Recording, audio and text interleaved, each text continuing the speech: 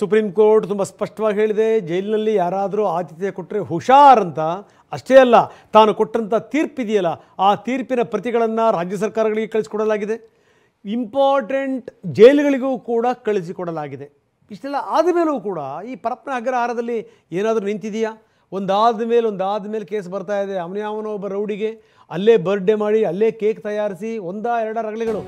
ಈಗ ಭಯೋತ್ಪಾದಕನ ಕೈನಲ್ಲಿ ಮೊಬೈಲು, ಅವನು ರೇಪಿಸ್ಟ್ ಕೈನಲ್ಲಿ ಮೊಬೈಲು. ಅಂದರೆ ಏನು ನಡೀತಾ ಇದೆ? ಇದರ ಹಿಂದೆ ಏನಾದರೂ ಇದೆಯಾ? ಹಂಗಿಷ್ಟೆಲ್ಲ ಇದ್ದರೂ ಕೂಡ, ದಯಾನಂದ್ ಅಂತ ಅಧಿಕಾರಿ ಇದ್ದರೂ ಕೂಡ ಈ ರೀತಿ ವಿಡಿಯೋಗಳು ವೈರಲ್ ಆಗ್ತವೆ ಅಂತಂದರೆ ಕಾರಣ ಏನಿರಬಹುದು? ಇವರೇ ಏನಾದರೂ ತಂತ್ರಗಾರಿಕೆಯನ್ನು ಮಾಡಿದ್ರೆ ಪೊಲೀಸರು? ಹುದ್ದೆಯ ಮೇಲೆ ಕಣ್ಣಿಟ್ಟವರು ಮಾಡಿದಂಥ ತಂತ್ರಗಾರಿಕೆನ ಇದು. ಯಾಕಂದರೆ ಇದಕ್ಕೆ ಭಾಳ ಡಿಮ್ಯಾಂಡ್ ಇದೆ. ಎಲ್ಲೆಲ್ಲಿ ಕ್ರಿಮಿನಲ್ಗಳು ಜಾಸ್ತಿ ಇರ್ತಾರಲ್ಲ ಅಲ್ಲಲ್ಲಿ ಡಿಮ್ಯಾಂಡ್. ನೀವು ಬೆಂಗಳೂರಿನ ಕೆಲವೊಂದು ಪ್ರದೇಶಗಳು ನೋಡಿ, ಅತ್ಯಂತ ಹೆಚ್ಚು ಕ್ರಿಮಿನಲ್ ಚಟುವಟಿಕೆಗಳು ನಡೀತಾ ಇದ್ವು ಅಂತಂತಂದರೆ ಅಲ್ಲಿ ತುಂಬ ಕಾಂಪಿಟೇಷನ್ ಇರುತ್ತೆ ಆ ಜಾಗಕ್ಕೆ ಹಾಕಿಸ್ಕೊಳ್ಳೋಕ್ಕೆ. ಯಾಕೆ ಹೇಳಿ? ಆದಾಯ. ಸುಮ್ಮನೆ ಯಾರೇ ಅಷ್ಟೊಂದು ದುಡ್ಡು ಕೊಟ್ಟು ಕಾಸು ಕೊಟ್ಟು ಹಾಕಿಸ್ಕೋತಾರಾ? ಹಾಗೆ ಜೈಲುಗಳ ಮೇಲೆ, ಅದರಲ್ಲೂ ಈ ಪರಪ್ಪನ ಅಗ್ರಹಾರದಂಥ ಜೈಲು ಮೇಲೆ ವಿಪರೀತ ಕಣ್ಣು. ಏನು ಒಬ್ಬರಾ ಇಬ್ಬರಾ? ನೀನು ಜಯಲಲಿತಾ ಶಶಿಕಲಾನಿಂದ ಹಿಡಿದು ನೀವು ದೊಡ್ಡವರನ್ನು ತಗೊಳ್ಳಿ, ಎಲ್ಲರೂ ಕೂಡ ಅದೇ ವ್ಯಾಪ್ತಿಗೆ ಬರ್ತಾರೆ. ಅಂಥದ್ರಲ್ಲಿ ಅಂಥ ಕಡೆಗೆ ಹೋಗಿ ಕುತ್ಕೊಂಡ್ಬಿಟ್ರೆ ಸಾಕು, ಝಣ ಕಾಂಚಾಣ. ಬಹುಶಃ ಅದಕ್ಕೋಸ್ಕರ ಏನಾದರೂ ಈ ರೀತಿ ಪ್ಲಾನ್ಗಳಾಯ್ತಾ? ಯಾರು ಕೊಟ್ಟವ್ರು? ಹಾಗಾದರೆ ಮೊಬೈಲ್ನ ಕೊಟ್ಟಿರೋರು ಅವರೇ, ವಿಡಿಯೋ ಮಾಡಿರೋರು ಅವರನ್ನೇನೆ. ಈ ಥರದ ಅನುಮಾನ ಕಾಡ್ತಾ ಇದೆ. ಮೊದಲು ಮೊಬೈಲ್ ಕೊಡೋದು, ಆಮೇಲೆ ವಿಡಿಯೋ ಮಾಡಿಸೋದು. ಇಲ್ಲಾಂದರೆ ನೀವು ಲೆಕ್ಕ ಹಾಕ್ಕೊಳ್ಳಿ, ಅವನು ಆ ರೆಡ್ಡಿ ಅಂತವನು, ಅವನು ರೇಪಿಸ್ಟ್. ಅವನು ಆರಾಮಾಗಿ ಮನೇಲಿ ಕೂತ್ಕೊಂಡು ಅವನು ಮಾತಾಡ್ತಿರೋ ರೀತಿ ನೋಡಿದ್ರೆ ಆಶ್ಚರ್ಯ ಅನಿಸುತ್ತೆ. ಸರಿಯಾದ ಸಮಯ ನೋಡಿ ವಿಡಿಯೋ ಮಾಡೋದು, ಸರಿಯಾದ ಸಮಯಕ್ಕೆ ಅದನ್ನು ಬಿಡೋದು. ಇದರ ಹಿಂದೆ ಏನೋ ಒಂದು ಷಡ್ಯಂತ್ರ ಇದೆ ನೋಡಿ. ಅವ್ನು ಕೂತ್ಕೊಂಡು ಮಾತಾಡ್ತಿರೋದು ನೋಡಿ ಉಮೇಶ್ ರೆಡ್ಡಿ. ಅವನೇನು ಮನೆಯಲ್ಲಿದ್ದಾನೋ ಹೋಟ್ಲಲ್ಲಿದ್ದಾನೋ ಅಂತ ಅನಿಸ್ಬಿಡುತ್ತೆ ನೋಡಿದ್ರೆ. ಮನೆಯಲ್ಲೂ ಕೂಡ ಯಾರೂ ಕೂತ್ಕೊಂಡು ಹಂಗೆ ಮಾತಾಡಲ್ಲ ಬಿಡಿ, ಅಷ್ಟು ಬಿಂದಾಸ ಮಾತಾಡ್ತಾ ಇದ್ದಾನೆ. ಎಲ್ಲ ಸಂಗತಿಗಳನ್ನ ಹೇಳ್ತಾ ಇದ್ದಾನೆ. ಟಿ ವಿನಲ್ಲಿ ಐಟಮ್ ಸಾಂಗ್ ಓಡ್ತಾ ಇದೆ, ಎಲ್ಲ ನೀಟಾಗಿ ಕವರ್ ಆಗಿದೆ ನೋಡಿ. ಕಲರ್ ಟಿ ವಿ ಬರಬೇಕು, ಈ ಕಡೆ ಮೊಬೈಲೆಲ್ಲ ಮಾತಾಡ್ತಿರೋದು ಬರಬೇಕು. ಅವನು ಆರಾಮಾಗಿ ಬಿಂದಾಸಾಗಿ ಹರಟೆ ಹೊಡಿತಾ ಇದ್ದಾನೆ. ಇದು ಸವಲತ್ತಿನ ಭಾಗ್ಯ ವ್ಯವಸ್ಥೆಯಿಂದ. ಹೆಂಗೆ ಸಿಗುತ್ತೆ ಸವಲತ್ತು? ಏನು ತಮಾಷೆನಾ ಕ್ರಿಮಿನಲ್ಗಳಿಗೆ ಸವಲತ್ತು ಸಿಗೋಕ್ಕೆ? ಇಲ್ಲಿ ಬಂತು ನೋಡಿ ಸಂಗತಿ. ಯಾಕಂದರೆ ಈ ಪರಪ್ಪನ ಅಗ್ರಹಾರದ ಮೇಲೆ ತುಂಬ ಜನರ ಕಣ್ಣಿದೆ, ಅಧಿಕಾರಿಗಳ ಮೇಲೆ. ಉನ್ನತ ಅಧಿಕಾರಿಗಳು ಇಲ್ಲಿ ಬಂದು ಕುತ್ಕೋಬೇಕು ಅಂತ ಬಯಸ್ತಾ ಇದ್ದಾರೆ. ಯಾಕಂದರೆ ಹೇಳಿ ಕೇಳಿ ವಿ ಐ ಪಿ ಆರೋಪಿಗಳು, ಅಪರಾಧಿಗಳು ಇರುವಂಥ ಜಾಗ. ಅಂಥವ್ರಿಗೆ ಏನಾದರೂ ಒಂದು ಸಣ್ಣ ವ್ಯವಸ್ಥೆ ಮಾಡಿಕೊಟ್ರೆ ಬೇಕಾದಷ್ಟು ದುಡ್ಡು ಬರುತ್ತೆ. ರಾಜಾತಿಥ್ಯ ಕೊಡೋದು, ಕೋಟಿ ಲೂಟಿ ಹೊಡೆಯೋದು. ಸುಮ್ಮನೆ ಯಾರಾದ್ರೂ ಅಲ್ಲಿ ಬರಬೇಕು ಅಂತಾರ? ಇದು ವಿಡಿಯೋ ಮಾಡಿಬಿಟ್ರೆ ಸಂಬಂಧಪಟ್ಟಂಥ ಅಧಿಕಾರಿ ಹೆಚ್ಚು ಕಡಿಮೆ ಮುಂದಿನ ದಿನಗಳಲ್ಲಿ ಕೋರ್ಟ್ ಕರೆದು ನಿಲ್ಲಿಸಿದರೂ ಆಶ್ಚರ್ಯ ಇಲ್ಲ. ಬರ್ರಪ್ಪ ಇಲ್ಲಿ ಏನೇನು ಕಡಿದು ಕಟ್ಟೆ ಹಾಕಿದ್ರಿ ಅಂತ. ನೋಡಿ, ಆ ದಯಾನಂದ್ ಅವರಿಗೆ ತಮ್ಮದಲ್ಲದ ತಪ್ಪುಗಳಿಗೆ ಯಾವ್ಯಾವ ರೀತಿ ಅವ್ರು ಸಿಕ್ಕಾಕತ್ತಾರೆ ಅನ್ನೋಕೆ ಒಂದು ಎಕ್ಸಾಂಪಲ್ಲು. ಕಾಲು ತೊಳಿತ, ಅದರಲ್ಲಿ ಇವ್ರನ್ನ ಬಲಿ ಹಾಕಲಾಯಿತು. ಇವ್ರೇನು ಬಲಿ ಹಾಕಿದ್ರು ಕೇಳಲ್ಲ, ಯಾವುದಕ್ಕೂ ಬಗ್ಗಲ್ಲ. ಹಾಕ್ತೀರಾ ಹಾಕ್ಕೊಳ್ರಪ್ಪ, ಇಲ್ಲಿಂದ ಟ್ರಾನ್ಸ್ಫರ್ ಮಾಡಿದ್ರು ಅಷ್ಟೇ. ಅವರು ಸುಮ್ಮನೆ ಹೋಗ್ತಾರೆ ಅಷ್ಟೇ. ಆಯ್ತು ಬಿಡಿ, ನನಗೆ ಯಾಕೆ ಬೇಕು ಅಂದ್ಕೊಂಡು ಎದ್ದು ಹೋಗ್ತಾರೆ. ಹೆಂಗಾದರೂ ಮಾಡಿ ಎತ್ತಂಗಡಿ ಮಾಡಿಸ್ಬೇಕು. ಅಲ್ಲಿ ಅಧಿಕಾರಿಗಳ ಪಾತ್ರವೂ ಇರ್ಬೋದು, ಅಲ್ಲಿದ್ದಂಥ ಕೆಲ VIP ಈ ಕೈದಿಗಳಿದಾರಲ್ಲ ಅವರ ಪಾತ್ರವೂ ಇದ್ದರೂ ಕೂಡ ಆಶ್ಚರ್ಯ ಇಲ್ಲ. ಒಂದೊಂದು ಫೋನಿಗೆ ಒಂದೊಂದು ರೇಟು. ನೀವು ಸ್ಮಾರ್ಟ್ ಫೋನಿಗೆ ಒಂದು ರೇಟ್ ಇದೆ, ಮಾಮೂಲಿ ಫೋನಿಗೆ ಒಂದು ರೇಟ್ ಇದೆ. ಸ್ಮಾರ್ಟ್ ಫೋನ್ ಕೊಟ್ಟರೆ ಅಲ್ಲಿಂದ ವಿಡಿಯೋ ಕಾಲ್ ಎಲ್ಲ ಮಾಡ್ಬೋದು. ಈ ಕೀಪ್ಯಾಡ್ ಮೊಬೈಲು ಅದನ್ನು ಕೊಟ್ಟರೆ ಬರೀ ಮೆಸೇಜ್ ಕಳಿಸ್ಬೋದು, ಮಾತಾಡ್ಬೋದು. ಜಾಮರು ಕೂಡ ಅಷ್ಟೇ, ಎಲ್ಲಿ ಜಾಮರ್ ತಪ್ಪಿಸ್ಬೇಕು, ಎಲ್ಲಿ ಜಾಮರ್ ಹಾಕ್ಸ್ಬೇಕು ಅನ್ನೋದು ಗೊತ್ತಿದೆ ಅವರಿಗೆ. ಜಾಮರ್ನ ವೀಕ್ ಮಾಡ್ತಾರೆ. ದೊಡ್ಡ ಸಂಗತಿನ ಅದು. ಕೆಲಸ ಆದ ತಕ್ಷಣ ಜಾಮರ್ ಆ್ಯಕ್ಟಿವ್ ಆಗುತ್ತೆ. ಹೆಂಗಿದೆ ನೋಡಿ ಕತೆ. ಪೊಲೀಸರಿಗೆ ಹೇಳ್ಕೊಡ್ಬೇಕೇನ್ರಿ ಇವನ್ನೆಲ್ಲ? ಗೊತ್ತಿದೆ ಅವರಿಗೆ ಯಾವ್ಯಾವ ಸಂದರ್ಭದಲ್ಲಿ ಏನನ್ನು ವೀಕ್ ಮಾಡಬೇಕು, ಏನು ಸ್ಟ್ರಾಂಗ್ ಮಾಡಬೇಕು, ತುಂಬ ಚೆನ್ನಾಗಿ ಗೊತ್ತಿದೆ ಅವರಿಗೆ. ಹೀಗಾಗೇನು ಅಂತಂದರೆ ಅಲ್ಲಿ ದರಪಟ್ಟಿ ಇದೆ, ಅಲ್ಲಿ ರೇಟ್ ಲಿಸ್ಟ್, ಯಾವ್ಯಾವುದನ್ನು ಯಾವ್ಯಾವ ರೀತಿ ಹೆಂಗೆ ಮಾಡಬೇಕು, ಏನು ಎತ್ತ, ಇದೆಲ್ಲದರ ಬಗ್ಗೆ ಅವ್ರಿಗೆ ಮಾಹಿತಿ ಇರುತ್ತೆ. ಒಂದು ತಿಳ್ಕೊಂಬಿಡಿ, ನಿಮ್ಮ ಮನೆಯ ಭಾಗದಲ್ಲೂ ಕೂಡ ಯಾವನಾದರೂ ಒಬ್ಬ ಕಳ್ಳ ಬರ್ತಾನೆ ಅಂತಂತಂದರೂ ಕೂಡ, ನಿಮ್ಮ ಮನೆಯ ಬಾಗಿಲು ಮುರಿತಾನೆ ಅಂತಂದರೂ ಕೂಡ, ಬೀಗ ಮುರಿತಾನೆ ಅಂದರೂ ಕೂಡ ಸಂಬಂಧಪಟ್ಟಂಥ ಪೊಲೀಸರಿಗೆ ಗೊತ್ತಿರುತ್ತೆ ಯಾವ್ಯಾವ ಕಡೆಗೆ ಯಾವ್ಯಾವ ಕಳ್ಳರು ಆ ಬೀಗ ಮುರಿದಿರೋ ರೀತಿ ನೋಡಿದ್ರೆ ಹೇಳ್ಬಿಡ್ತಾರೆ ಪೊಲೀಸರು, ಇಂಥ ಕಳ್ಳನ ಮಗನೇ ಕೆಲಸ ಮಾಡಿದ್ದಾನೆ ಅಂತ. ಅಷ್ಟರ ಮಟ್ಟಿಗೆ ಅವ್ರಿಗಿರುತ್ತೆ ಮಾಹಿತಿ.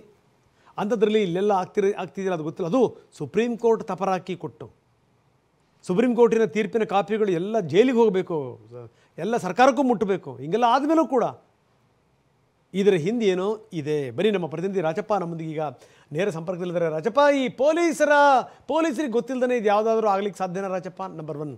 ಜೊತೆಗೇನು ಅಂತಂದರೆ, ಆ ಉಮೇಶ್ ರೆಡ್ಡಿ ಮಾತಾಡ್ತಿದ್ದಂಥ ಮಾತು, ಅವನ ಭಯೋತ್ಪಾದಕ, ಅವನು ಮಾತಾಡ್ತಿದ್ದಂಥ ರೀತಿ, ಅದನ್ನು ನೋಡಿಬಿಟ್ರೆ ಏನು ಅವ್ರವ್ರ ಸ್ವಂತ ಮನೆಯಲ್ಲಿ ಕೂತ್ಕೊಂಡು ಕೂಡ ಮಾತಾಡಲ್ಲ ಬಿಡಿ, ಅಷ್ಟು ಬಿಂದಾಸ ಮಾತಾಡೋದು. ಮೊದಲು ಅವರಿಗೆ ಕೊಡೋದು, ಅವರಿಗೊಂದು ಸ್ವಾತಂತ್ರ್ಯ ಕೊಟ್ಬಿಡೋದು, ನೀನು ಏನಾರು ಮಾಡ್ಕೊಳ್ಳಯ್ಯ ಅಂತ. ಅದಾದಮೇಲೆ ಹಿಂದ್ಗಡೆ ಐಟಮ್ ಸಾಂಗ್ ಹೋಗ್ತಿರಬೇಕು, ಮುಂದ್ಗಡೆಗೆ ಏನು ಅಂತಂತಂದರೆ ಇವನು ಮಾತಾಡ್ತಿರಬೇಕು, ಅದೆಲ್ಲದೂ ಕೂಡ ವಿಡಿಯೋ ಆಗಬೇಕು. ಇದು ಭಾಳ ವ್ಯವಸ್ಥಿತವಾಗಿ ಆಗಿದೆ ಅಂತ ಅನ್ನಿಸ್ತಾ ಇದೆ. ಯಾಕಂದರೆ ಇದರ ಹಿಂದೆ ಅಲ್ಲಿರುವಂಥ VIP ಅಪರಾಧಿಗಳು ಯಾರ್ಯಾರು ಇದ್ದಾರಲ್ಲ, ಅವ್ರದ್ದು ಕೈವಾಡ ಇದ್ದರೂ ಅಚ್ಚರಿ ಇಲ್ಲ.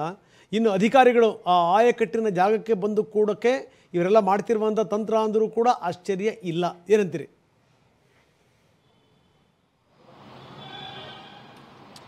ರಂಗನಾಥ್, ಕರ್ನಾಟಕದಲ್ಲಿರುವಂತಹ ಬೇರೆ ಜೈಲಿಗೆ ಹೋಲಿಸಿಕೊಂಡ್ರೆ ಪರಪ್ಪನ ಅಗ್ರಹಾರ ಜೈಲು ಸಾಕಷ್ಟು ಫಲವತ್ತತೆಯಿಂದ ಕೂಡಿದೆ. ಅಂದರೆ ಅಲ್ಲಿ ಬೆಳೆ ಬೆಳೆಯಲ್ಲ, ಜೊತೆಗೆ ಹಣದ ಹೊಳೆಯನ್ನೇ ಸುರಿಸ್ತಾರೆ. ಯಾಕಂತಂದರೆ ಅಲ್ಲಿ ದೊಡ್ಡ ದೊಡ್ಡ VVIP ಅಪರಾಧಿಗಳು, ಅದರ ಜೊತೆಗೆ ಉದ್ಯಮಿಗಳಾಗಿರಬಹುದು, ಈ ರೀತಿಯಾಗಿ ಸಾಕಷ್ಟು ಹಣ ಇರುವಂತಹ ಆರೋಪಿಗಳು ಹೋಗುವಂತಹ ಜಾಗ ಪರಪ್ಪನ ಅಗ್ರಹಾರ ಜೈಲು. ಹಾಗಾಗಿ ಅಲ್ಲಿರುವಂತಹ ಸಿಬ್ಬಂದಿಗಳು, ಅಧಿಕಾರಿಗಳು ಅಲ್ಲಿ ಹಣವನ್ನು ಮಾಡ್ಕೊಳ್ಳೋದಕ್ಕೂ ಕೂಡ ನೋಡ್ತಾರೆ.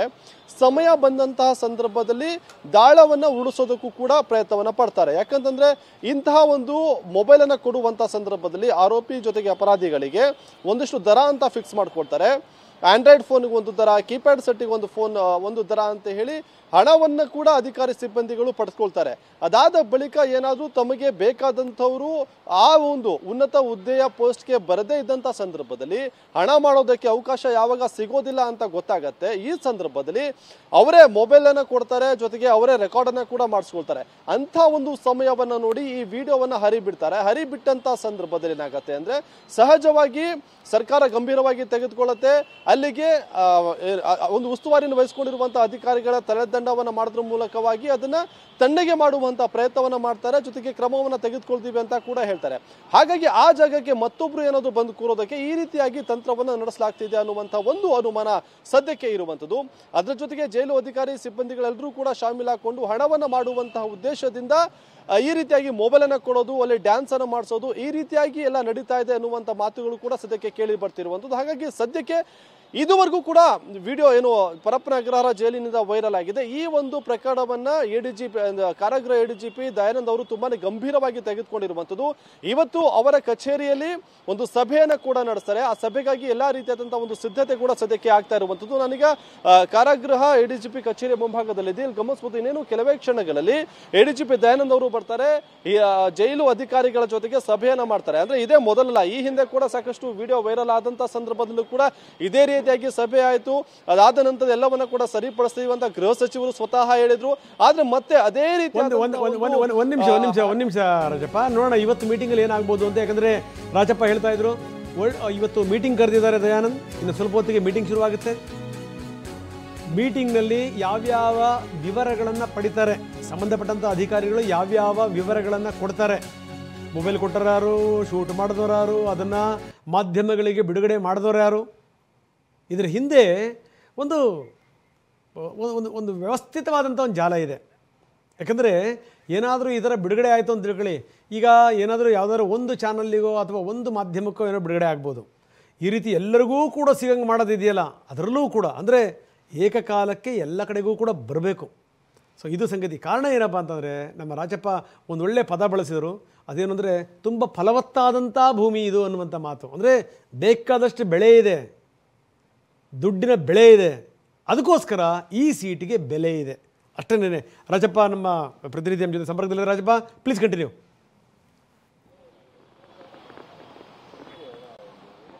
ರಂಗನಾಥ್, ಅದು ಇವತ್ತು ದಯಾನಂದ್ ಅವರು ಈ ಒಂದು ಏನು ವಿಡಿಯೋ ಜೊತೆಗೆ ಫೋಟೋ ವೈರಲ್ ಆಯಿತು. ಈ ಪ್ರಕರಣವನ್ನು ತುಂಬಾನೇ ಗಂಭೀರವಾಗಿ ತೆಗೆದುಕೊಂಡಿರುವಂಥದ್ದು. ಅದರ ಜೊತೆಗೆ ಕೇವಲ ಗಂಭೀರವಾಗಿ ತೆಗೆದುಕೊಳ್ಳೋದು ಮಾತ್ರ ಅಲ್ಲ, ಅಲ್ಲಿರುವಂತಹ ಉಗ್ರರಿಗೆ ಫೋನ್ ಸಿಗತ್ತೆ, ಜೊತೆಗೆ ವಿಕೃತ ಕಾಮಿಗಳಿಗೆ ಫೋನ್ ಸಿಗತ್ತೆ ಅನ್ನೋದಾದ್ರೆ ಅಲ್ಲಿ ಸಹಜವಾಗಿ ಆತಂಕದ ವಾತಾವರಣ ಸೃಷ್ಟಿಯಾಗತ್ತೆ. ಕೇವಲ ಉಗ್ರಗಾಮಿ ಮಾತಾಡಿದ್ದಷ್ಟೇ ಅಲ್ಲ, ಆತನಿಗೆ ಫೋನ್ ಕೊಟ್ಟಿದ್ದು ಕೂಡ ಆತನನ್ನು ಅದೇ ರೀತಿಯಾಗಿ ಕನ್ಸಿಡರ್ ಮಾಡಬೇಕಾಗತ್ತೆ. ಅದೆಲ್ಲವೂ ಕೂಡ ಗೊತ್ತಾಗಬೇಕು ಅಂದ್ರೆ ಒಂದು ಸುದೀರ್ಘವಾದಂಥ ವಿಸ್ತೃತವಾದಂಥ ತನಿಖೆ ಆಗಬೇಕು. ಇದನ್ನ ಗೃಹ ಸಚಿವರು ಕೂಡ ತುಂಬಾನೇ ಗಂಭೀರವಾಗಿ ತೆಗೆದುಕೊಳ್ಬೇಕು.